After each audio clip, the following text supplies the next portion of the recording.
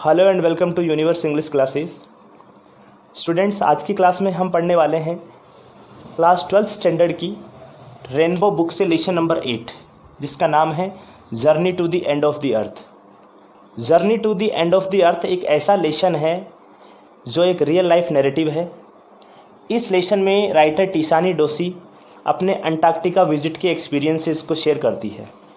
Mainly title से ही आप समझ सकते हैं, journey to the end of the earth का मतलब है पृथ्वी के अंतिम छोर की यात्रा। और वो जो एंड ऑफ द अर्थ, अंतिम छोर जो बोला है वो अंटार्कटिका को ही बोला है। तो इट मीन्स यहाँ जो राइटर डिस्क्रिप्शन देती है वो अंटार्कटिका की जर्नी का देती है कि एक बार जब स्टूडेंट्स के ग्रुप के साथ उसने अंटार्कटिका को विजिट किया तो उसका एक्सपीरियंस क्या रहा, क्या क्या सरप्राइजेज उन्होंने वहाँ पर देखे, वो सब बातें इस लेसन में डिस्कस की गई है। तो मेनली आप समझ पा रहे हैं कि इस चैप्टर में हम पूरी जो डिटेल्स पढ़ने वाले हैं वो अंटार्कटिका के बारे में, अंटार्कटिका की जो इकोलॉजी है उसके बारे में, और पूरे वर्ल्ड की इकोलॉजी में अंटार्कटिका का क्या रोल है और वहाँ की कंसर्न्स क्या क्या हैं, वहाँ की प्रॉब्लम्स क्या क्या हैं, वो सब बातें हम इस लेसन में पढ़ने वाले हैं। तो राइटर इस लेसन को मेनली 3 to 4 पार्ट्स के थ्रू हमें एक्सप्लेन करके बताती है कि किस तरह से वहाँ पर अंटार्कटिका जो है उसके दौरान उसकी जर्नी रही, अंटार्कटिका को विजिट करने के दौरान सरप्राइजेज क्या रहे, अंटार्कटिका का पास्ट क्या रहा है, अंटार्कटिका के ऊपर ह्यूमन इम्पैक्ट क्या है, उसकी जर्नी का जो एक्सपीरियंस है वो कैसा रहा। और सबसे मेनली वो एक इम्पॉर्टेंट बात राइटर यहाँ बोलती है कि Antarctica is an appropriate place where you can study earth's present, past and future. It means अगर आप प्रेजेंट, पास्ट और फ्यूचर अर्थ के बारे में अगर स्टडी करना चाहते हैं तो अंटार्कटिका ही सबसे अप्रोप्रिएट प्लेस है, ऐसा टिशानी डोशी राइटर का मानना है। अब अगर राइटर के बारे में हम थोड़ा सा डिस्कस करें तो राइटर जो है वो एक साउथ इंडियन राइटर है।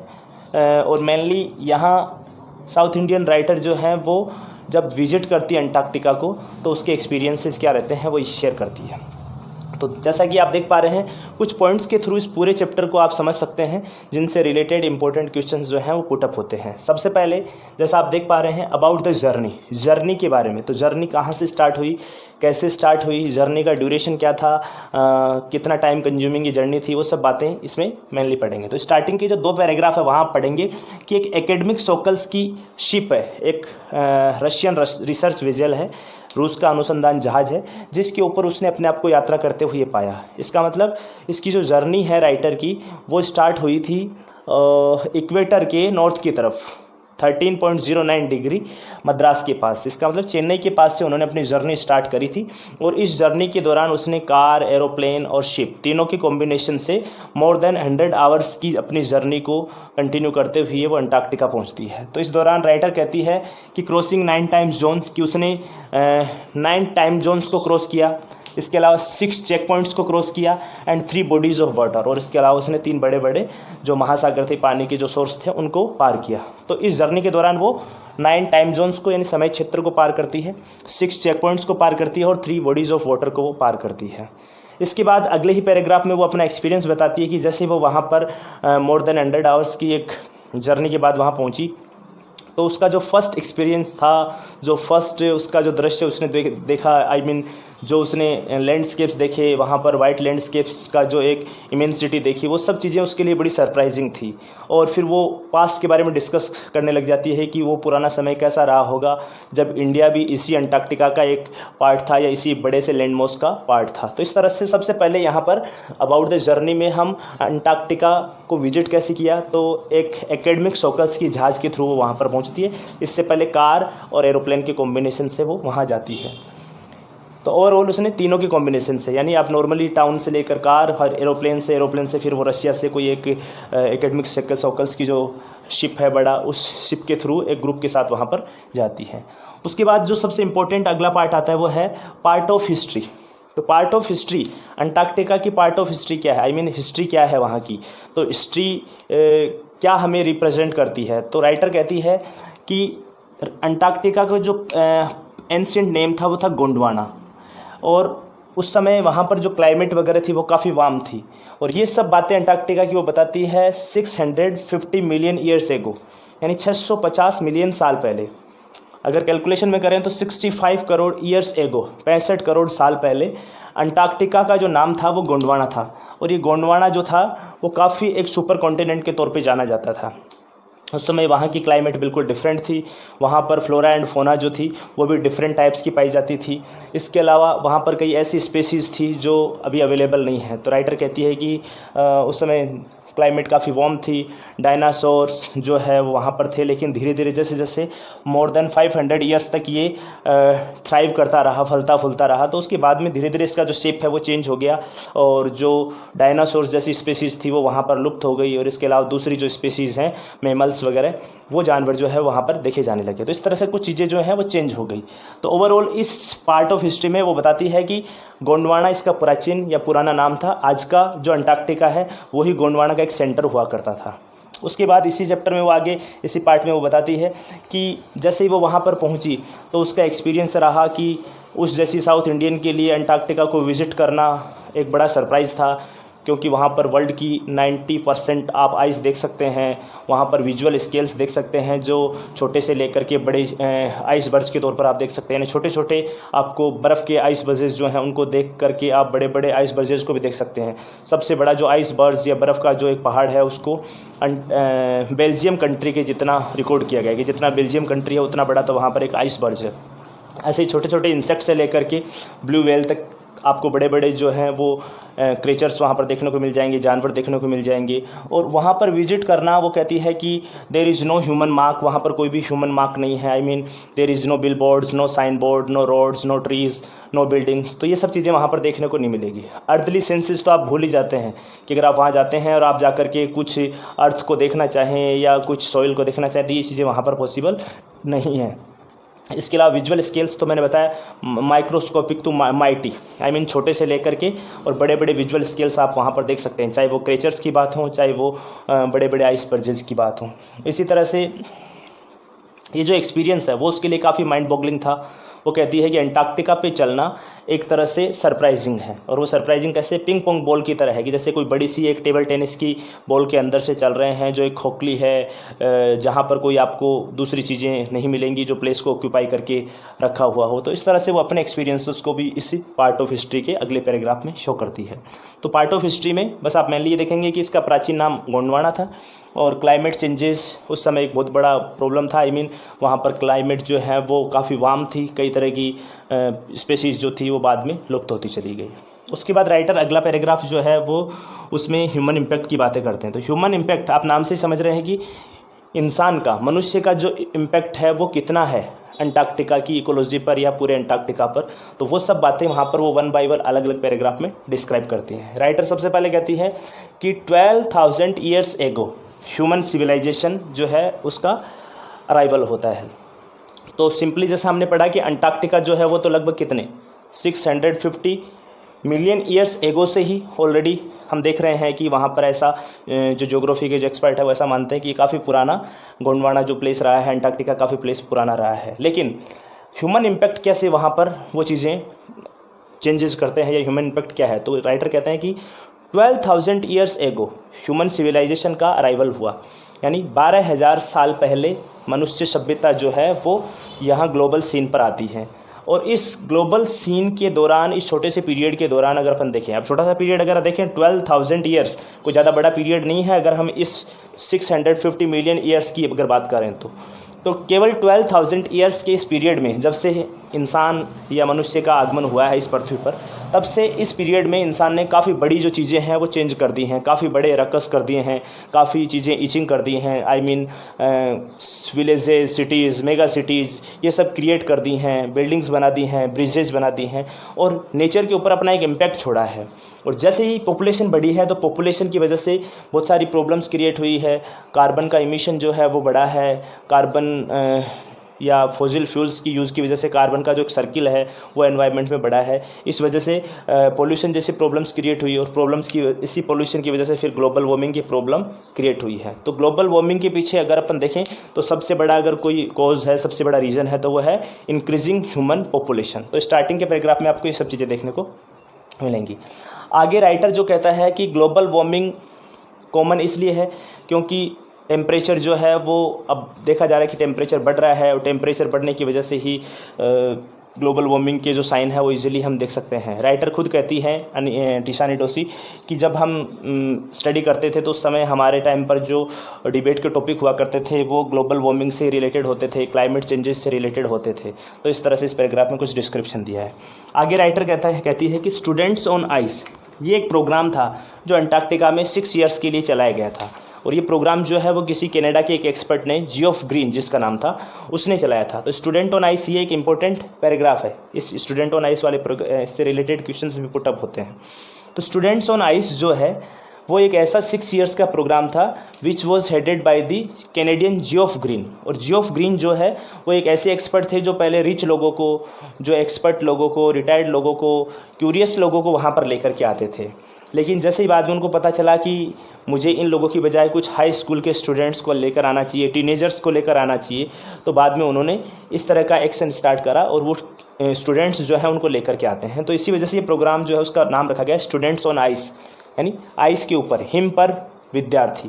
तो इस प्रोग्राम का जो मुख्य एम था कि हाई स्कूल के स्टूडेंट्स को यहाँ लाया जाए और वो हाई स्कूल के स्टूडेंट्स जिनको एनवायरनमेंट के बारे में या अंटार्कटिका के बारे में कुछ बताया जाए ताकि वो आने वाले टाइम पर प्लैनेट के बारे में सोच सकें या हमारे इस कॉन्टिनेंट को बचाने का प्रयास कर सकें।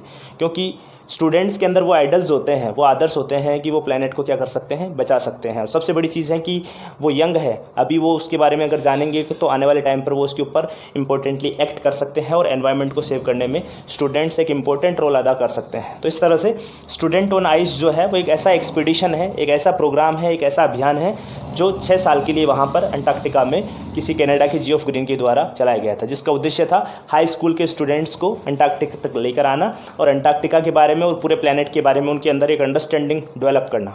उसके बाद में हम देखते हैं कि थ्रेट ऑफ ग्लोबल वार्मिंग। तो आगे ऐसा बताया कि स्टूडेंट ऑन आइस जो प्रोग्राम है वो सफल कैसे रहा। तो सफल इसलिए रहा है ज़्यादातर क्योंकि कोई भी पर्सन अगर अंटार्कटिका जाता है तो वो वहाँ की इकोलॉजी, वहाँ की जो ग्लोबल सीन है, वहाँ के जो दृश्य हैं उनको देख करके प्रभावित हुए बगैर नहीं रह पाता है। जैसे वो वहाँ पर जाएगा तो उसे देखने को मिलेगा कि ग्लोबल वार्मिंग की वजह से जो आइस बर्जेज हैं, बड़े बड़े जो एवलांचेस हैं वो देखने को मिलेंगे, बड़े बड़ी जो आइस शीट्स हैं वो मेल्टिंग होती हुई, रिट्रीटिंग होती हुई ब्रोकन कंडीशन में देख सकता है। तो ये सब चीज़ें किसकी सिंबल है कि थ्रेट ऑफ ग्लोबल वार्मिंग बिल्कुल श्योरली देखी जा सकती है कि बर्फ़ जो है वो टूट रही है, पानी काफ़ी तेज़ गति से जो है वो बह रहा है, बर्फ़ जिस रेट से या जिस स्पीड से पिघलनी चाहिए उसकी बजाय वो काफ़ी तेज़ गति से पिघल रही है। तो ये सब प्रॉब्लम्स जो है वो किसकी वजह से है, ग्लोबल वार्मिंग की वजह से है। तो ग्लोबल वार्मिंग की थ्रेट जो है वो कॉमन देखी जा सकती है, ऐसा राइटर टिशानी डोसी कहती है। नेक्स्ट आगे राइटर बताती है कि जब आप वहाँ की स्टडी करते हैं, जब छोटी छोटी चीज़ों को ऑब्जर्व करते हैं तो आप एक चीज़ को नोटिस करेंगे कि स्मॉल थिंग्स जो है वो भी मैटर करती हैं, यानी small things can bring changes, कि छोटी छोटी चीज़ें जो है वो भी बदलाव ला सकती है। तो लास्ट में ह्यूमन इम्पैक्ट में एक इंपॉर्टेंट पार्ट आता है कि एक ग्रास के बारे में राइटर डिस्कस करती है, जिस घास का नाम है फाइटोप्लैंक्टन। फाइटोप्लैंक्टन एक ऐसा सिंगल सेल्ड ग्रास है, सिंगल सेल्ड प्लांट है जो ठीक उसी तरह से और प्लैनेट की तरह ही और प्लांट की तरह ही काम करता है। उसका जो प्रोसेस है फूड अडोप्ट करने का वो सेम वैसा ही है। लेकिन फाइटोप्लैंक्टन एक ऐसी फूड चेन के तौर पर मेरीन एनिमल्स के लिए काम आता है साउथर्न सी एरिया में, यानी दक्षिणी सागर की तरफ जो जीव हैं उनके लिए फूड चेन का काम करती है। यानी इस ग्रास को खा करके several many animals, many species जो हैं वो अपने आप को सर्वाइव करती हैं। अब प्रॉब्लम्स क्या है कि फाइटोप्लैंक्टन ग्रास जो है वो ग्लोबल वार्मिंग की वजह से अपने एग्जिस्टेंस को खो रहा है। यानी ऐसा समझ में आ रहा है कि फाइटोप्लैंक्टन ग्रास जो है वो धीरे धीरे खत्म होता जा रहा है और इसका सबसे बड़ा रीज़न समझ में आ रहा है ग्लोबल वार्मिंग की। जैसे जैसे टेम्परेचर बढ़ रहा है वैसे वैसे ये ग्रास जो है वो क्या होता जा रहा है, खत्म होता जा रहा है। तो टिशानी डोसी और राइटर्स ऐसा कहते हैं कि इस घास का जो अस्तित्व है वो बड़ा खतरे में है। इस वजह से आने वाले टाइम पर अगर ये पूरा घास खत्म हो जाएगा या छोटी छोटी जो सिंगल सेल्ड प्लांट अगर खत्म हो जाएंगे तो ऐसे में पूरा जो मेरीन एनिमल्स का जो एक सर्किल है वो काफ़ी बड़े मुश्किल के दौर में आ जाएगा और ऐसे बहुत सारी प्रजातियां जो हैं वो क्या हो जाएगी, लुप्त हो जाएगी। इसलिए छोटी छोटी चीज़ों को, स्मॉल थिंग्स को डेवलप करने की, छोटी छोटी चीज़ों को इंप्रूव करने की ज़रूरत है। बड़ी बड़ी चीज़ें अपने आप ही क्या हो जाएंगी, सही हो जाएगी। इसका मतलब ये है कि जब ह्यूमन पॉपुलेशन कंट्रोल रहेगी, पोल्यूशन कंट्रोल रहेगा तो ओजोन लेयर डैमेज नहीं होगी, ओजोन लेयर डैमेज नहीं होगा तो ग्लोबल वार्मिंग नहीं होगा, ग्लोबल वार्मिंग नहीं होगा तो फाइटोप्लैंक्टन जो है वो बचा रहेगा। तो इस तरह से सब चीज़ें एक दूसरे से कनेक्टेड है। तो ये जो पार्ट है ह्यूमन इम्पैक्ट, वो बड़ा इंपॉर्टेंट पार्ट है। इससे रिलेटेड खूब सारे क्वेश्चंस पुटअप होते हैं। ह्यूमन सिविलाइजेशन जो है वो किस तरह से अपने आप को ईचिंग करती है, किस तरह से एनवायरनमेंट को अफेक्ट करती है, उससे रिलेटेड क्वेश्चन बनेगा। ग्लोबल वार्मिंग क्या है, स्टूडेंट ऑन आइस क्या है, प्रोग्राम सफल क्यों रहा, उसके सक्सेसफुल होने के चांसेस क्यों ज़्यादा रहे या क्यों सफल हुआ। तो इस तरह से बहुत सारे क्वेश्चंस इस पार्ट से पूछे जाएंगे। अब इस चैप्टर का लास्ट पार्ट है जिसका नाम है वॉक ऑन ओशियन। नाम से ही आप जज कर सकते हैं, वॉक मतलब चलना, ऑन ओशियन इन समुद्र पर। तो समुद्र या ओशियन पे चलना, समुद्र पे चलने का जो एक एक्सपीरियंस रहा लास्ट में, उसको वो डिस्क्राइब करती हैं।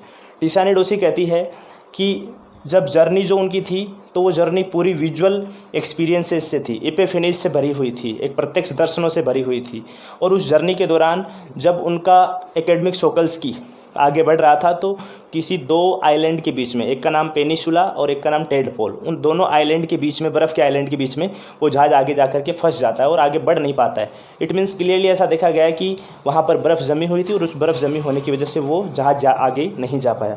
तो उनके जो कैप्टन थे इन 52 मेंबर्स के, इन 52 मेंबर्स के कैप्टन ने ऐसा डिसाइड किया कि हम में से सब लोग जो हैं वो अपना ड्रेस कोड, गोरटेक्स, ग्लेयर्स, चश्मे वगैरह जो हैं वो पहन करके और इसके ऊपर वॉक करेंगे। तो जब वो सब उस शिप के थ्रू उस आइस के ऊपर आते हैं, समुद्र के ऊपर चलते हैं, तो वो समुद्र जिसका ऊपरी पार्ट जो है वो पूरा लगभग 1 मीटर का जो ऊपरी पानी है वो पूरा आइस में कन्वर्ट हो चुका है, आई मीन बर्फ़ जमी हुई है। तो उस बर्फ़ के ऊपर ये 52 मेंबर्स जो हैं वो फुली प्रोटेक्शन के साथ, आई मीन ड्रेस कोड वगैरह लेकर के, और उसके बाद वो उसके ऊपर चलते हैं। तो जब वो चलते हैं तो वो अपना एक्सपीरियंस बताते हैं कि हम लोग एक ऐसे समुद्र के ऊपर चल रहे थे जिसकी लगभग ऊपर की 1 मीटर मोटी बर्फ़ की परत जिसके ऊपर हम चल रहे थे। तो हम ऐसा फील कर रहे थे कि हमारे पैरों के नीचे 180 मीटर डीप एक ऐसा सॉल्ट वाटर है जहाँ कई तरह की स्पीशीज़ रहती हैं। तो ये जो एक्सपीरियंस था उनका काफ़ी पेक्युलर एक्सपीरियंस था। तो उसी एक्सपीरियंस को लास्ट में बताया हुआ है और लास्ट के पैराग्राफ में कंक्लूजन निकाला हुआ है। तो राइटर कहती है कि 9 टाइम जोन्स को पार करने के बाद, 6 चेक पॉइंट्स को पार करने के बाद, 3 बॉडीज़ ऑफ वाटर को पार करने के बाद हम ऐसा देखते हैं कि बहुत सारी चीज़ें जो हैं वो एक दूसरे से कनेक्टेड हैं। लेकिन अगर मान लो कि आने वाले टाइम पर जैसा पहले हुआ था कि पहले गोंडवाना जो है वो चेंज होकर के अंटार्कटिका हो गया, धीरे धीरे वहाँ की क्लाइमेट बदलती चली गई। तो मान लो कि अगर परिस्थितियाँ बदल गई, अगर अंटार्कटिका भी आज का जो है वो काफ़ी वार्म प्लेस बन गया, तो फिर क्या होगा? क्या हम वो सब चीज़ें देखने के लिए कई सालों बाद आगे अवेलेबल रहेंगे, या हम भी उसी तरह से ख़त्म हो चुके होंगे जैसे डायनासोर वगैरह की, या जो मेमथ्स वगैरह एनिमल थे उनकी प्रजातियां लुप्त हो गई हैं? तो क्या हम वो सब चीज़ें देखने के लिए अवेलेबल रहेंगे या हमारा भी उसी तरह से एंड हो जाएगा? तो इस तरह से वो एक चिंता को व्यक्त करती है। लेकिन लास्ट में वो कहती है कि बहुत सारी चीज़ें जो हैं वो काफ़ी अंतर पैदा कर चुकी है, बहुत सारी चीज़ों से काफ़ी सारी प्रॉब्लम्स क्रिएट हो चुकी हैं, ह्यूमन पॉपुलेशन से ये सारी प्रॉब्लम्स हुई हैं। लेकिन मैं देखती हूँ कि एक छोटी सी बदलाव, एक छोटी सी जो कोशिश है वो भी काफ़ी बड़ा चेंजेस ला सकती है। तो फिर मेनली वो कहती है कि स्टूडेंट्स के ग्रुप के साथ 2 सप्ताह बिताना वहाँ पर, या वहाँ पर कुछ टाइम उनके साथ स्पेंड करना, वो मुझे ये एक उम्मीद देती है कि छोटी सी कोशिश भी एक बहुत बड़ा बदलाव ला सकती है। क्योंकि जो हमारे टीनेजर्स हैं have idols to protect planet, यानी उनके अंदर प्लैनेट को बचाने का एक आदर्श है, उनके अंदर बचाने का एक एनर्जी है। तो इस तरह से ओवरऑल राइटर जो है वो यहाँ पर अपना एक्सपीरियंसेस बताती है। तो मेनली आप ऐसे समझेंगे कि ये एक चैप्टर है जो अंटार्कटिका विजिट के एक्सपीरियंसेस के बारे में है। टिशानी डोशी जो अपना एक्सपीरियंस यहाँ पर बताती है। तो इस पूरे चैप्टर को जैसे आप रीड आउट करते हैं तो भी आपको इजीली समझ में आ जाता है। मेनली कुछ साइंटिफिक वर्ड, कुछ जियोग्राफिक वर्ड्स यहाँ पर यूज़ किए हुए हैं जिनको आप देख सकते हैं। और जो थ्रेट ऑफ ग्लोबल वार्मिंग मैंने आपको बताया था उसमें सिंपली आप ये देखेंगे कि जब आप इंडिया के आसपास या किसी पर्टिकुलर कंट्री के आसपास आकर के और ग्लोबल वार्मिंग के बारे में बातें करते हैं या टीवी पर सुनते हैं, किसी और कम्युनिकेशन के थ्रू आप देखते हैं, जानते हैं, तो आपको लगता है कि हाँ ऐसा होता होगा। लेकिन प्रैक्टिकली अगर आप अंटार्कटिका जाकर के ग्लोबल वार्मिंग के एग्जांपल देखेंगे कि किस तरह से वहाँ पर आइस शीट्स टूट रही हैं, किस तरह से बर्फ़ जो है वो तेज़ गति से पिघल रही है, तो इन सब चीज़ों से आप इजीली ये श्योरली जज कर सकते हैं कि ग्लोबल वार्मिंग की जो थ्रेट है वो वर्ल्ड के लिए ज़्यादा पॉजिटिव नहीं है। आने वाले टाइम पर इसके काफ़ी सारे हार्मफुल जो डेंजर्स हैं वो हम फेस करने वाले हैं।